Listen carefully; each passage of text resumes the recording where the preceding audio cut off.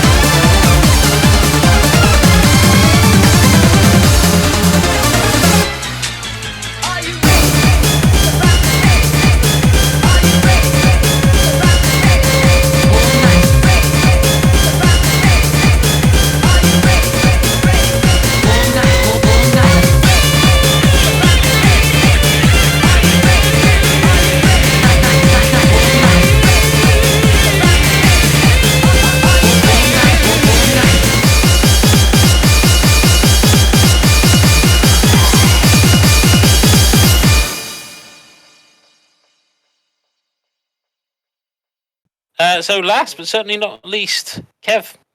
Yes, and we will get also in my session to the to a topic which many of us would like to talk about. So, settle in, folks. This is going to be a long one. I mean, it could be, much to Venato's chagrin. Brace for impact. Might get its own special episode. Right. Okay. So I'll start with games. I've been playing a lot more games recently, as it happens. Just generally. I sort of fell out of the period of doing videos every day. I tend to just go through sort of chunks of videos and then whatever. I've been just having a bit of a relax recently, actually. So, for those of you who follow us, Last Minute Continue on Twitch, twitch.tv/Last Minute Continue, make sure you follow, because you all should be. And subscribe too, and tune in every Tuesday and Sunday. We've been... Excuse me a second, I need to do something. Traitor! I've been going through, as was mentioned earlier in the session, South Park Stick of Truth. Really enjoy the game. I've actually gone back and done a bunch of the achievements, and some of the stuff that I have to do that's left for that. I mean, I would have to go through and do a whole new session anyway, because the chat voted I killed somebody, and that immediately invalidated me from the achievements. Never trust the chat. That bishop in Canada that everyone was like, "Oh yes, definitely kill him." Was I had to spare him to friend him to get the all the friends achievement. Oh right. But there's a whole heap of other stuff like don't sell anything and. But yeah, no, really enjoyed it. Really funny. Interestingly, for whatever reason, it's the unlocked version on Steam, so you don't have the European censorship, which I didn't mention during the playthrough, but that was funny in and of itself. And then everyone panicking about the sex scene in the background for on Twitch. It's like, this is okay to stream though, so. Oh yeah, it's not as offensive as something like Yandere Simulator or. Yeah. We can't do any of the Unipop games. I'm sorry. Oh yeah, those ones as well. Which I own for some reason. I don't know where they came from. I think they just were part of a set or something. I know I got a bundle. I know I got gifted the whole of the Unipop and stuff set. Yeah, so we can't do Unipop, my friend. You should look at the girl designs in this. It's like, really? I'll tell you what we are doing at some point. We're doing the Dead by Daylight dating sim. Oh, absolutely. Oh god, I forgot. Doing the Dead by Daylight the same guys that did I Love You, Colonel Sanders, correct? Yes. Yeah, absolutely. But it's endorsed, and it's going to be Hatful Boyfriend style. I'm going to get everybody in to voice the characters. No, I've got vacation time. Venato's washing his hair. Okay. That's okay. Sorry, I think I've lost my voice. I can't do any more. Sorry. Okay. I'm working away. What killer do I get to voice? I don't know. There's Huntress. Let's say you're the Trapper. There's Huntress. There's Trapper. There's Wraith, and there's another one. Spirit. As I put, I think in the Discord. Congratulations, you can get the Ding Dong Boys dong. Yeah. Yeah, but Huntress is going to be there. As well as Spirit, I believe. Those are the four that they've shown. Let me just double check. Yeah, it's the four OGs. No, not other than Nurse. Nurse isn't there, is she? Nurse isn't there, and Spirit's far later. Yeah. But that's something I'm looking forward to playing. Yeah, none of the licensed killers are going to be. Not yet. Otherwise, I mean, it's still within the last sort of month or so. I mean, obviously, we did Hyrule Warriors on stream, which was... Hyrule Warriors. It was a Warriors game, is what it was. Otherwise known as fun, and then it becomes incredibly frustrating, and you wish you were dead. There's a bunch of other stuff. Risk of Rain, obviously, been doing on the stream as well. I've been going through bits and pieces. Played some of the talked Risk of Rain last month. Yeah, don't know. Played some of the Takeover yesterday because Turbo was streaming it on his channel. What is the Takeover? Takeover is like, what if we took the likes of Streets of Rage slash, games of that ilk, and did a modern one, but still very much in that style. It's fun, and again, it's fun and frustrating. My kingdom for a down punch, a ground pound move. Because you knock people down, it's like, how do I want to finish them off. I just want to go down and punch him. It's like, I can't. Got to give him a fair fight. It's straight up. The three characters are straight up, takeoffs of the free from Streets of Rage, including the various moves, etc. There's a bit of a double dragon in there as well in terms of the grapples. There's all and the gunplay is very much from others of the time too. Does have multiplayer. Haven't played multiplayer yet. Turbo is absolutely freaking raging yesterday at the game. I mean, to a level I've not seen him for some time. Yeah, So- I did hear about that. So I've got about halfway through that. In terms of stuff I've been watching, I've been enjoying American Dad actually recently, going through one of the more recent series. I've not seen that in years. Yeah, I mean, I'm surprised that they're still going. What series are they up to now with that then? Series, and it's. I mean, of the Seth MacFarlane stuff, definitely, but I really don't like Family Guy.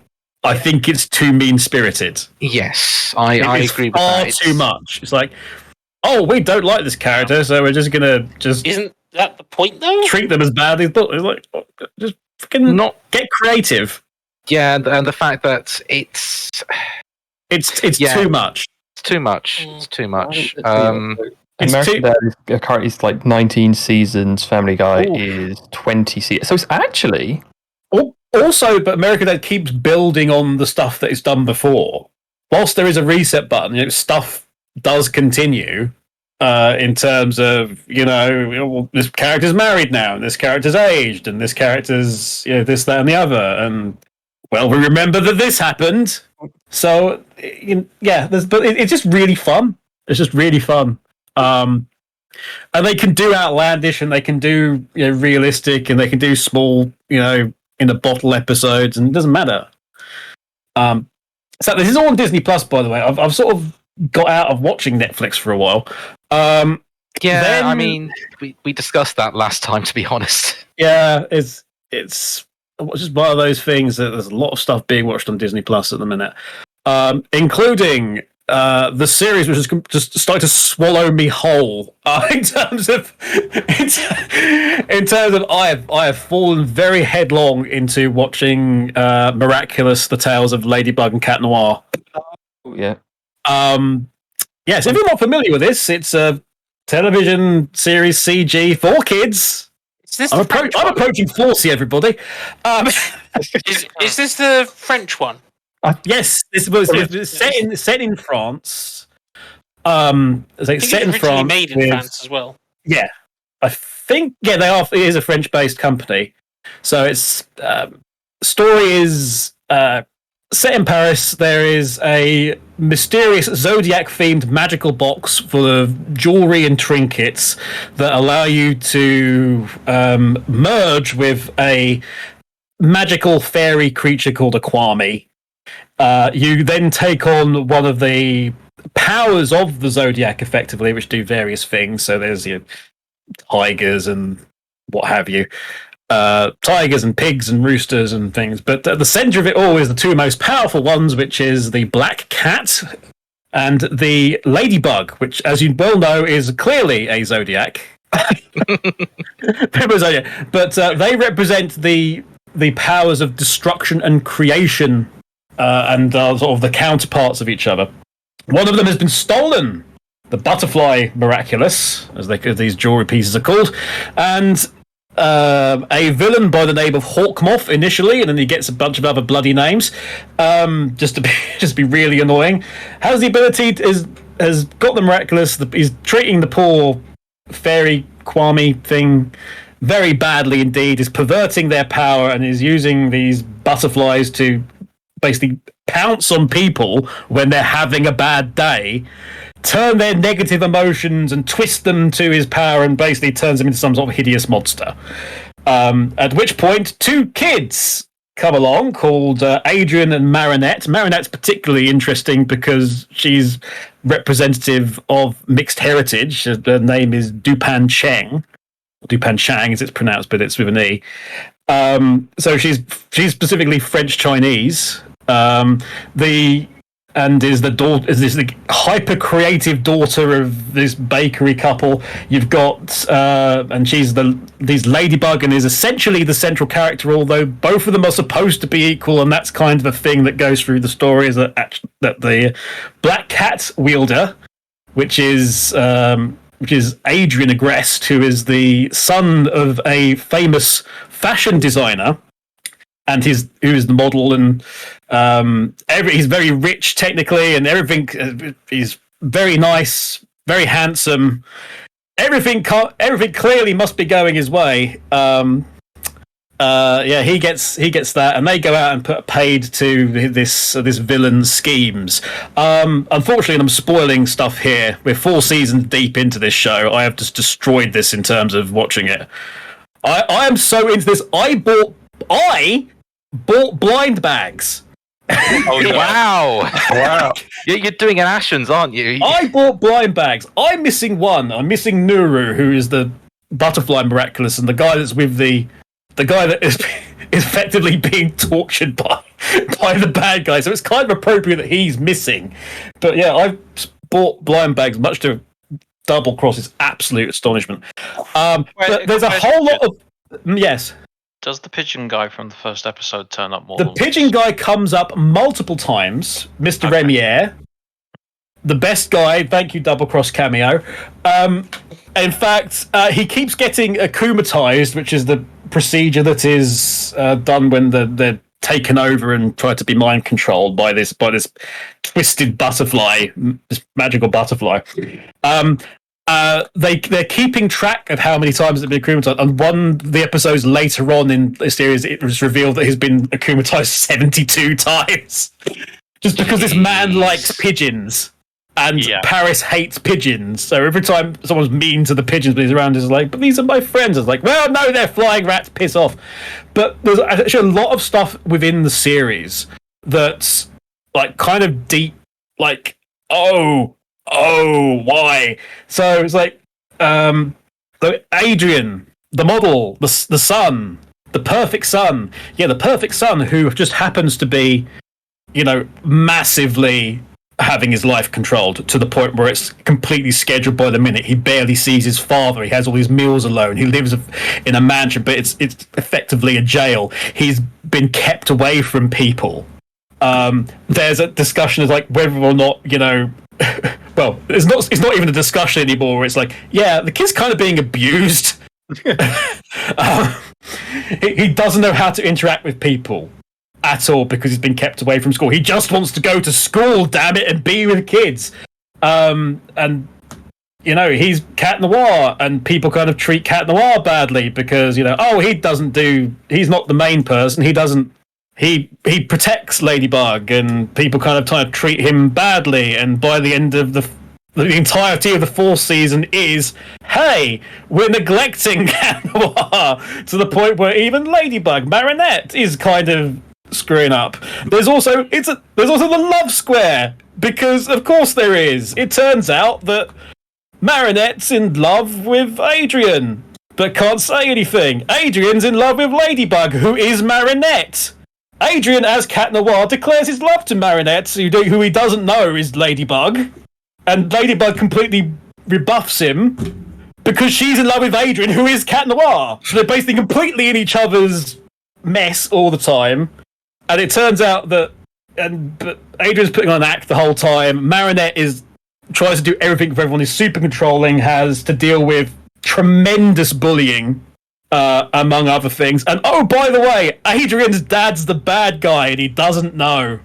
And his entire aim is to get the Miraculous of both Cat Noir and Ladybug, because if you put them together, you make a wish that allows you to do something, because Adrian's mother's dead/missing and is currently being kept in a glass coffin underneath the very home Adrian is living in, and he doesn't know. And lost at the moment. Wow, that's heavy. And if he succeeds, he won't just bring her back. He will rewrite the entire universe to do this, because that's how the wish works. And there'll be a cost, which will most likely be Adrian. But nobody freaking knows that, apart from. And the two Kwamis know, by the way, that Marinette and Adrian are Cat Noir and Ladybug, respectively. They know the opposites, and they know they're all in each other's way, and they can't say anything. And every time they've done a fake out on the reveal, it's turned out horribly, and the world has either potentially ended, or they've just gone back on it, and it's just like, hey, do you like these characters happy? Well, tough freaking luck. I mean, it's not interesting plot design otherwise, right? But yeah, the 4 seasons are going into a 5th one now. At the end of the 4th one, we've just had they lose, basically. They've lost all the other Miraculous, except the ones they own. The bad guy has all of them, including the ones for time freaking travel, which is very bad. This is starting to sound like JoJo's Bizarre Adventure. I definitely recommend watching it. It is a lot more than it seems. I've seen a load of people recommend it as actually really good. Yeah, no. Oh, in some points it's freaking awful. But other points it's like, wow, this person was really bad happened to them. You will wonder why this poor kid who is so desperately nice. There's nothing but bad things happen. Also, Marinette is obsessed with Adrian to the point that she's very stalkery, and they do acknowledge this. That this is very bad. This is very bad health. This is a kids' TV show, right? Yes. Good. They're teaching kids the right life lessons. The dark stuff about Adrian and his mother who's been missing, and he's desperately sad and lonely. I feel like more kids shows depression involved. There's all sorts of other things that these things going on. Anyway, I mean, the thing is just that I feel as though you can actually get away with more of that stuff for kids than you think. Yes, absolutely. I think outside of America, you can. As the show goes on, and they reveal that Hawkmoth is indeed the dad. And of course, the dad's the fashion designer. Marinette wants to be a fashion designer, so she looks up to the father, and there's just a whole heap of terrible, terrible things that occur. The father's assistant gets wrapped into things. Also, there's a massive sort of sub-story going on with Adrian's cousin who looks exactly like him. Like, I do mean exactly like him. And what's up with there? Also, is Adrian even real? That's There we go. Is Adrian even real? That's a thing that they're currently playing on, and there's a lot of evidence to suggest that either no, he isn't, or he's being controlled by some form of really weird hypnotherapy. Some really weird hypnotherapy that allows his father to command him to do things without his consent. Right. I'm starting to get the feeling that this is the extreme thing, and the other thing that we're going to talk about from Disney Plus afterwards is mild in comparison. Indeed. So anyway, that's Miraculous. Tales of Ladybug and Cat Noir. Sounds like a trip. It's a trip. It's like I say, 4 seasons, over 100 episodes. They've got another movie coming out, which for some reason a goddamn musical. I don't understand why. Yes, hello, Doublecross. What is it? And the best episode of the entire show is the one where the bad guy literally has the power to make everybody more stupid. Yes. There was an episode where he decides that Marinette's grandfather, who just wants things to be back the way it was in the old days, when things were simpler, so he gives him the power to make things simple, not realizing that would it also affect the bad guy. And the bad guy nearly wins by making them so childish that they effectively are quite willing to trade their Miraculouses if just given some candy. Candy for Miraculous. Makes perfect sense. Right. Candy. Anyway, let's go on to the thing that most of us have seen, and apologies to those who are in this chat because we will probably spoil elements of it. I Which is can't watch it. I don't have Disney Plus. So. the Rescue Rangers movie. Let me rephrase that. The Chip and Dale movie. Featuring Sonic the Hedgehog. No, Ugly Sonic. Ugly Sonic, which isn't the same model, obviously. No, it is definitely a different model. Yes. Definitely, possibly the third most common recurring model. Ugly Sonic, as they term the original Sonic movie design that everyone hated. It's even listed as such in the credits. Yes, and it literally is on it. He appears at Comic Con or their equivalent thereof with Ugly Sonic written in fur on his booth. Sonic appears in the film more than any of the other Rescue Rangers apart from Chip and Dale. Wow. Yeah, I heard about this, and I was like, "It's not a Rescue Rangers movie; it's just a Chip and Dale movie." Then, Yeah. Yeah. So problems with this. All right, so we've got Chip and Dale. Obviously, the joke being that Dale's gone through quote the CGI surgery, to be more up to date. There are multiple shots at the Chipmunks movies. There are multiple shots at DreamWorks and Sony and DC. No one is off limits. No one is off limits. I also want to bring Double Cross back in for this. And the bad guy, it turns out, is a grown-up Peter Pan who is responsible for all the bootleg versions of films you see, the knockoffs that you see in supermarkets, just as though that's coming out in the cinema. You know the ones? Like Ratatouille? Toying. Yes, all those. It's like Ratatouille would be the cooking rat, and Beauty and the Beast would be the Girl and the Monster, or something like that. Little Mermaid being Tangled would the actually little- just be Rapunzel, and it's just like knockoff CG versions of whatever. Yeah. He's responsible for that because he was kicked out by Disney, and he was going to be poor and stuff. And this is a bit awkward historically because Double Cross clued me into this, and I checked it out, and oh boy, they probably didn't know this when they were writing it. The actor who played Peter Pan came 16, got really bad acne. Disney fired him. He went to school for acting because he still wanted to learn his craft, learn his trade. He got tremendously bullied. He tried to carve out a career for himself after his childhood stardom.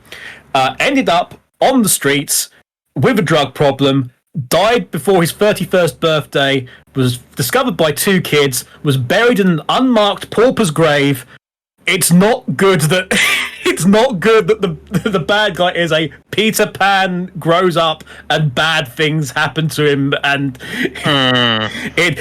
in that context, especially as Disney freaking just fired him because he was older and had an acne problem. Look into it. The kid's name is Bobby Driscoll.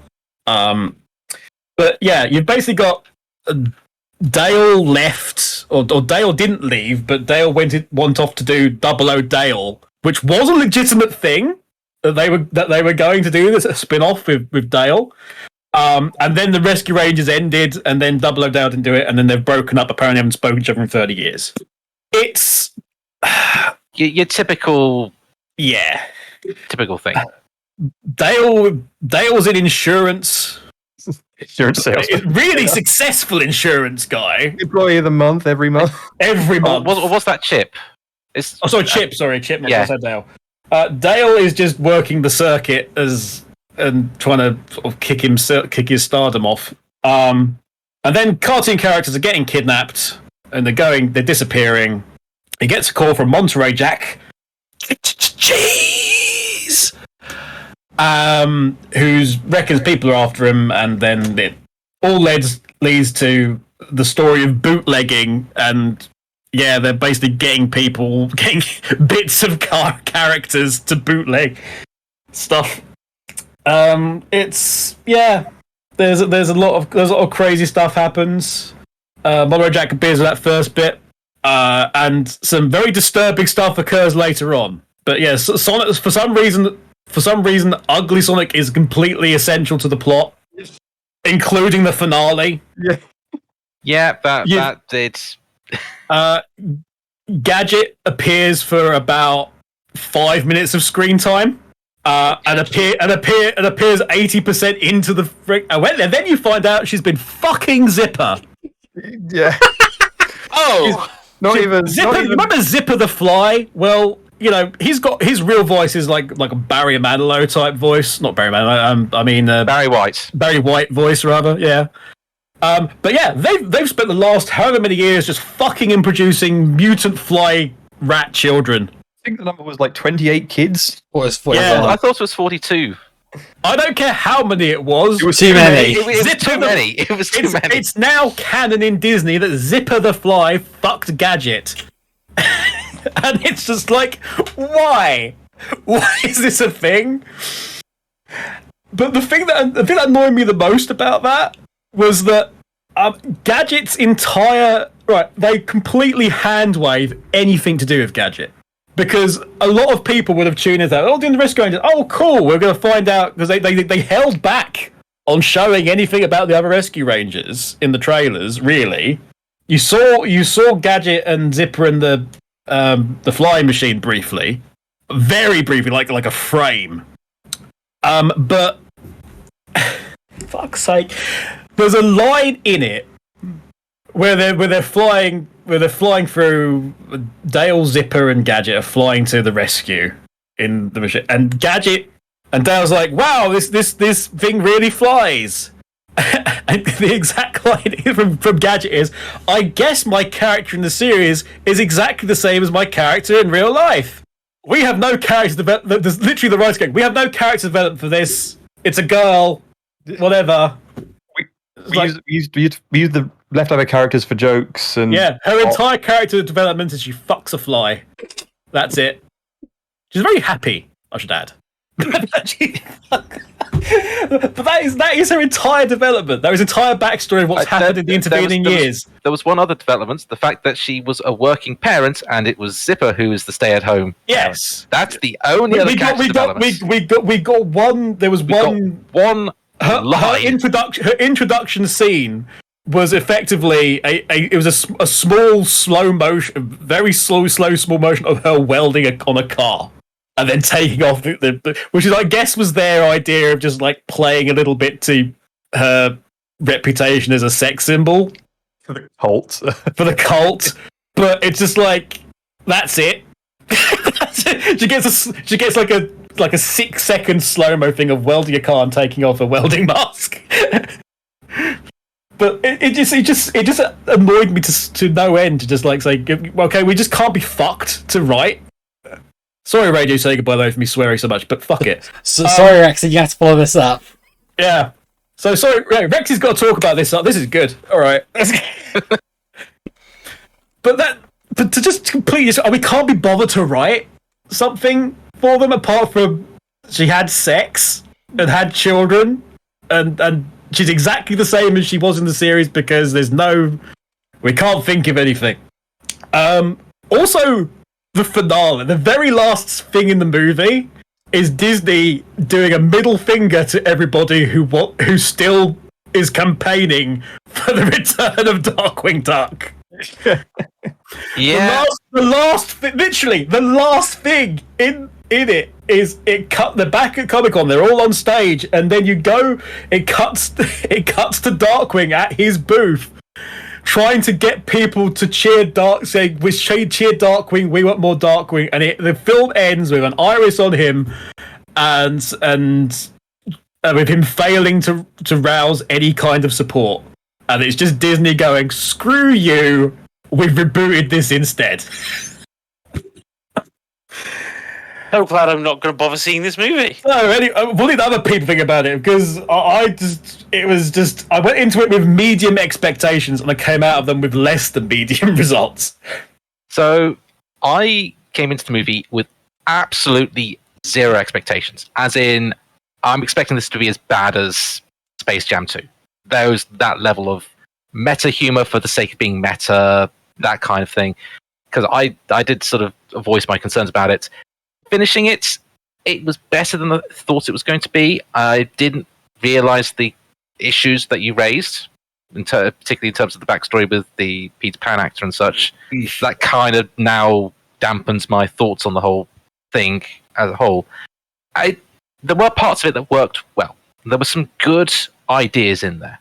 That's what's one of the things that's really frustrating. There's a lot of some very interesting ideas in there. The fact that it does try to combine the idea of there's animated characters and there's CG characters and there's like fucking claymation characters, and it so desperately wants to be the new Roger Rabbit, which is the entire reason they put Roger Rabbit in there. Roger Rabbit, I think, was like the second like animated character outside the Rescue Rangers that was shown. So the Rescue Rangers, the bloody Three Little Pigs, and the cat from Opposites Attract.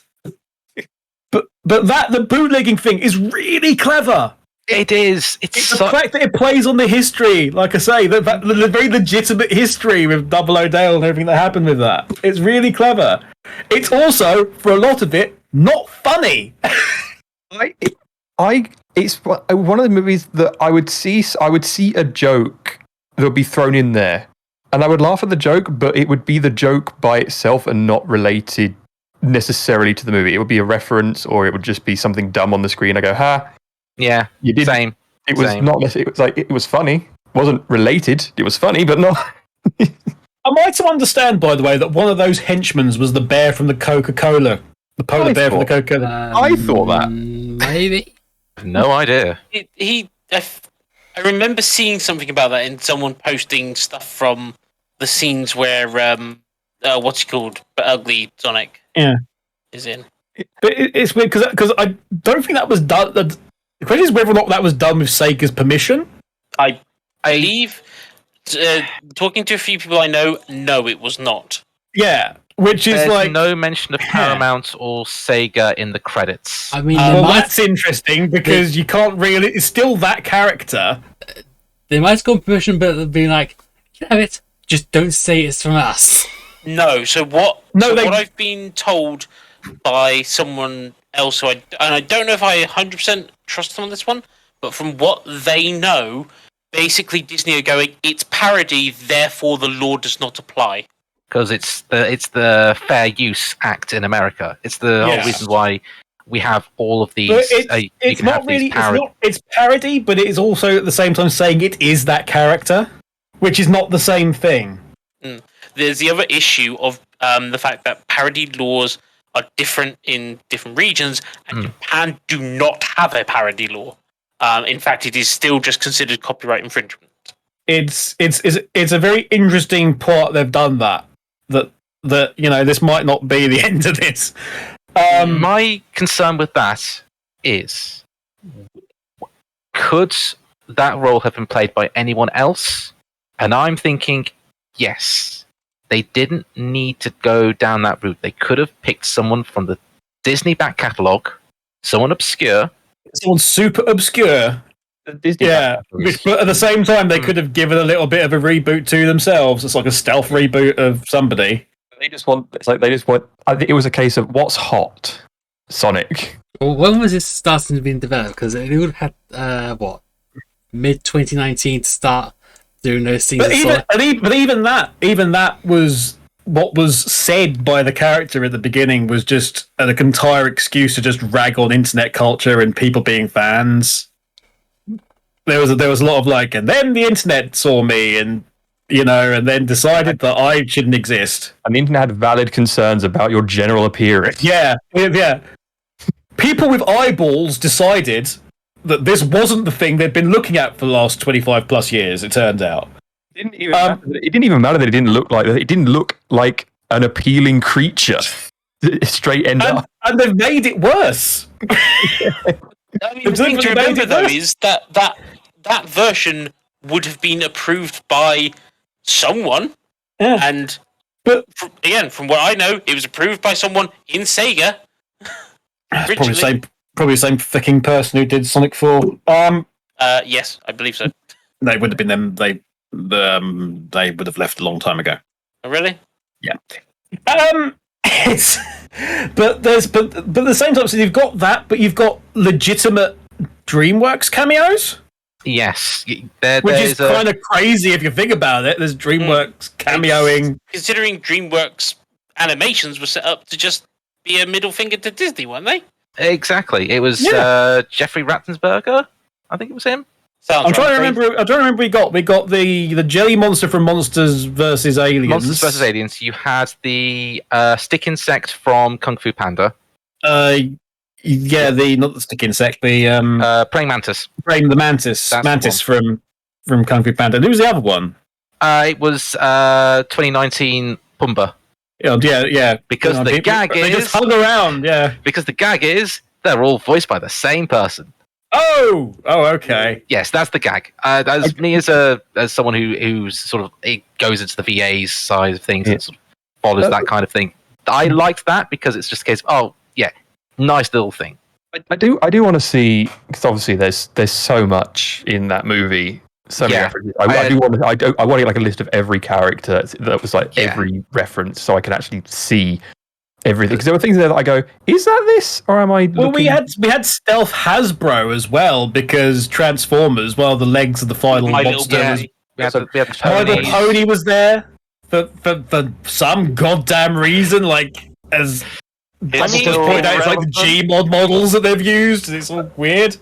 That was one of the things I was like. Sometimes the animation, you look at it and you go, "That's great," and then sometimes you look at it and you go, "That's awful." Yeah, the scene there was probably so that they could argue it's a parody, and then not. No, well, that was clearly not. That's not parody. That's just the characters done badly.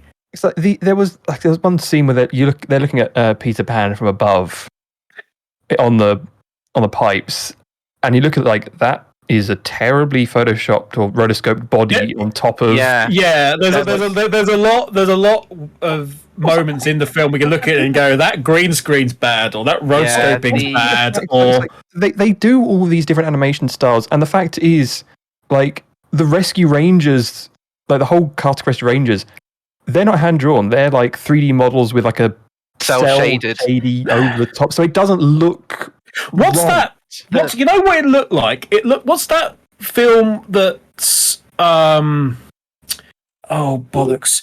Was that Keanu Reeves film where it's like it's rotoscoped over the top of it and it's just the entire thing's that?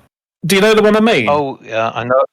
I do know what you mean. It's a Philip K. Dick book adaptation, the one with the drugs. Oh God, that's going to annoy me. Scanner Darkly? In the Scanner Darkly. Yes, there we go. It looked a bit like that, but it was just something. Like it was just It's because immediately they show you Roger Rabbit and he's in a hand drawn style. And and he looks worse than he did in the Roger Rabbit film. Which is impressive when you consider how long ago. Well, there is all sorts. There is internet style, anime style stuff, like VTuber type things that appear as well.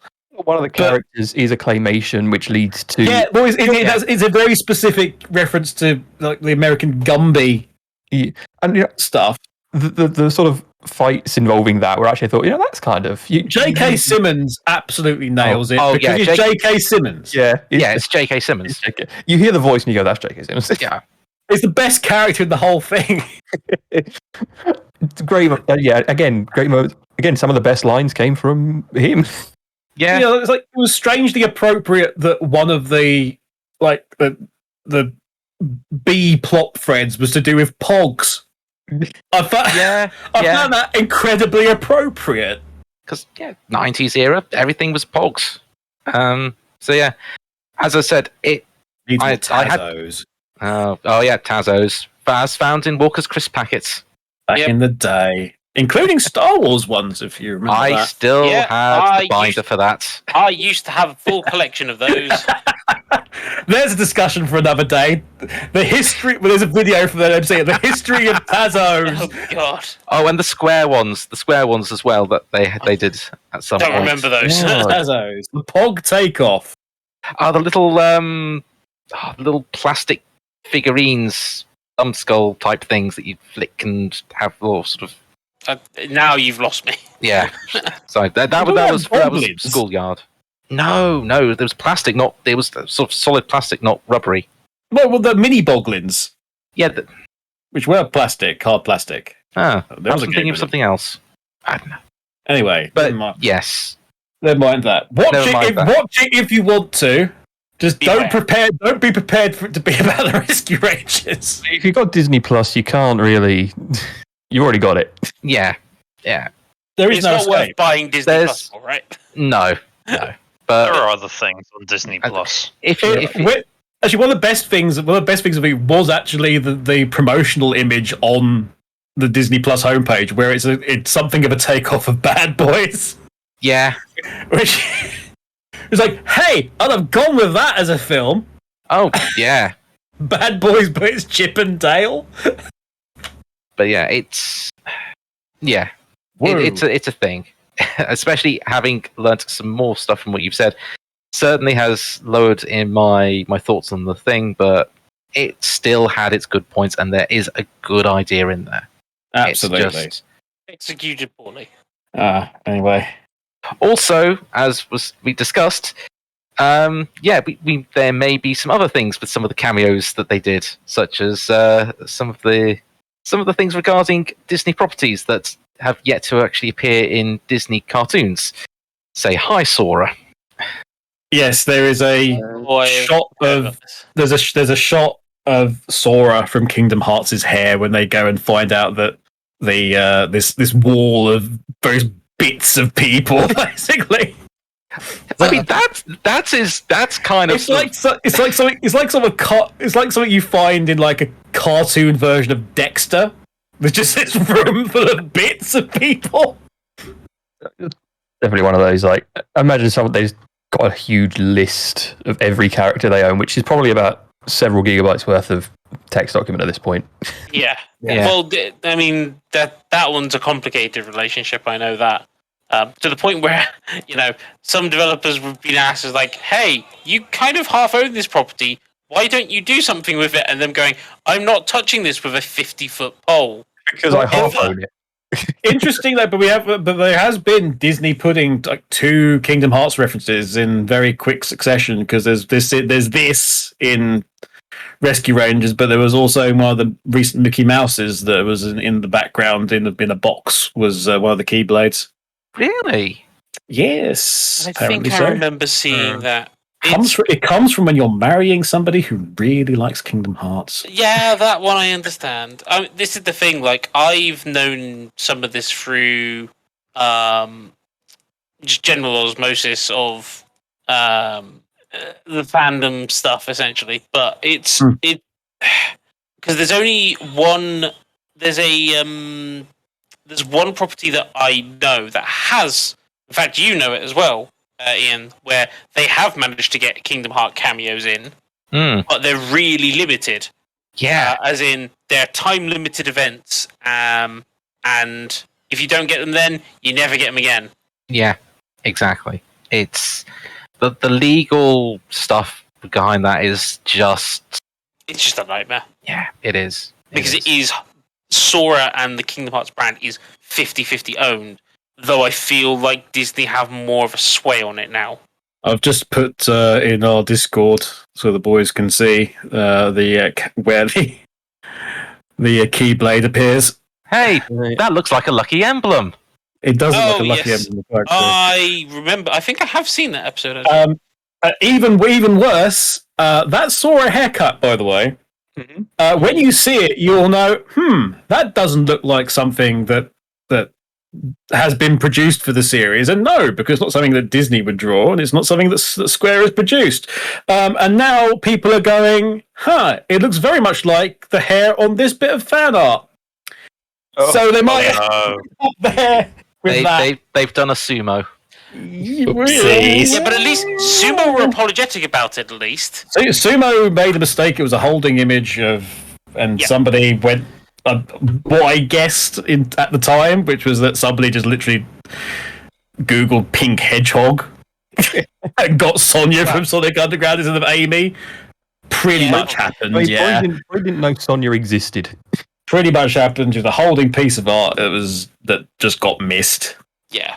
Mistakes happen. And It's fine. that's a mistake. It happens. Whereas on this side, I imagine Disney will go, yeah, but you can't officially do this without our permission. So we technically own this image anyway. Also, we own you. Yeah. Because we're these Disney. days, yeah. Go down to the Disney. Actually, we should probably stop talking about them in case they decide to own the podcast. Yeah. I think And that's a good wrap place. things up before Venato loses the will to live. I, for one, like to welcome our gummy bear overlords. Absolutely. But hey, one of the gummy bears does feature in the credits. Anyway, close off time. Who does this normally? Whoever. Sure, I'll do it. So thank you everyone for tuning in. This has been an extended edition. Again, very sorry, Ein. It's probably like 6, maybe 7 episodes at this point. It's fine with bulk recording. 4-hour recording session. Getting ahead.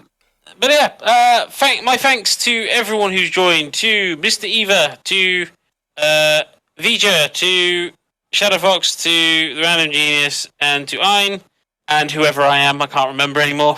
And we shall see you guys whenever we're next here. Yeah. Bye. Bye, everybody.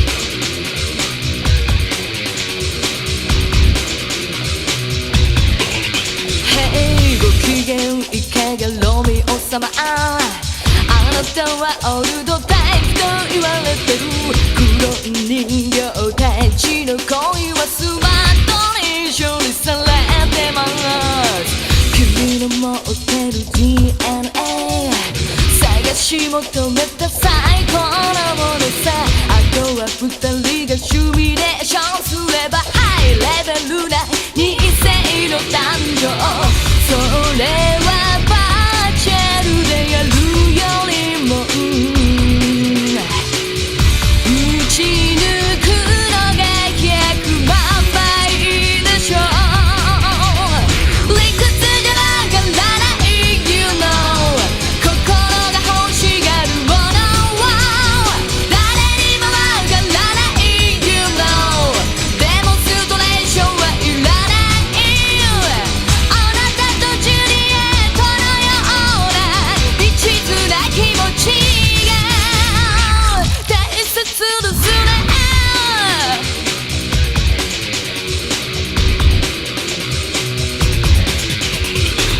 通信そういえば去年神様が消えてしまいました人形とのコミュニケーションいつもレジが開かないちなみにここの ID カードバーコードの5番目の数値で魂の種類がわかるのですそうなんですハイテク万歳それは肌を触れ合えないからじらすように感じるのがいい理屈じゃわからない You know 心が高鳴るものは誰にもわからない You know